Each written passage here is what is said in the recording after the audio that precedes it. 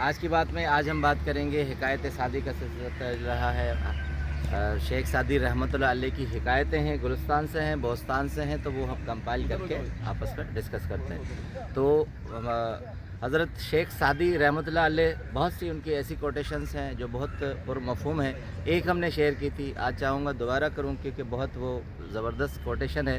कहते हैं कि बाप के हर के तरके से हाथ का हुनर अच्छा है।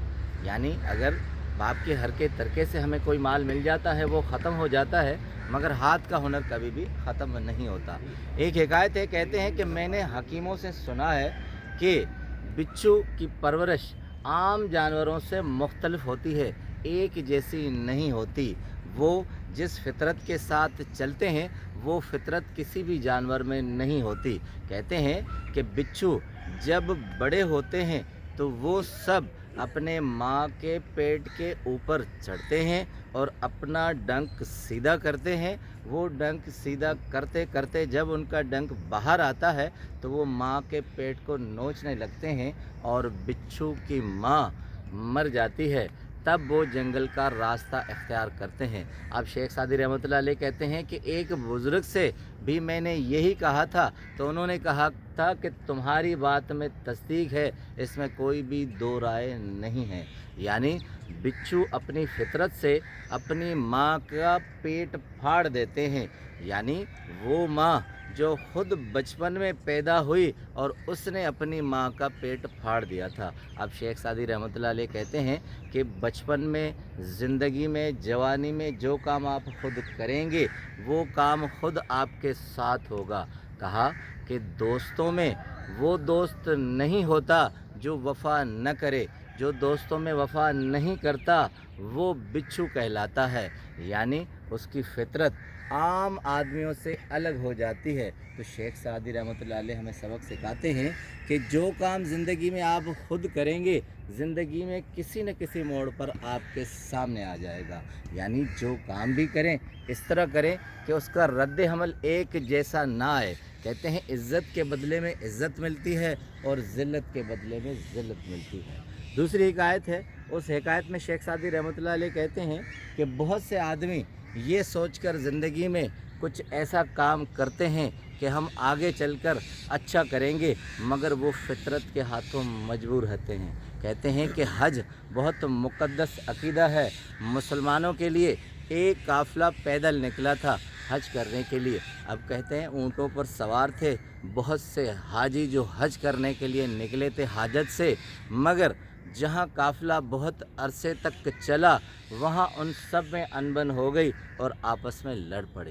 कहते हैं वो जो हज की हाजत के लिए जा रहे थे, ख्वाहिशमंद थे, आपस में इस हद तक लड़ पड़े कि गालम गलोच तक की। तो कहते हैं वहाँ एक बुज़ुर्ग था, उसने कहा कि आप लोगों से तो ये ऊँट अच्छा है जो रास्ते में कांटे भी खा रहा है और आपको सफ़र की तरफ ले भी जा रहा है। एक बड़ी ज़बरदस्त कोटेशन उसमें कहते हैं हाथी का दांत अगर शतरंज के खेल में आता है तो एक राह पर वो वज़ीर को मात देता है और वज़ीर प्यादा चल जाता है। कहते हैं कि ये हाथी दांत की अफादियत होती है कि उससे वो मंजिल मिलती है कि वो वज़ीर को भी प्यादा कर देता है। आप लोग, उस बुज़ुर्ग ने कहा कि आप लोग हज के इतनी बड़ी सआदत के लिए जा रहे हैं, बड़े काम के लिए जा रहे हैं और आपस में इस तरह के नाज़ेबा अल्फाज इस्तेमाल कर रहे हैं। आप उस हाथी दांत से भी कमतर हैं जो एक फ़जीलत को पाता है।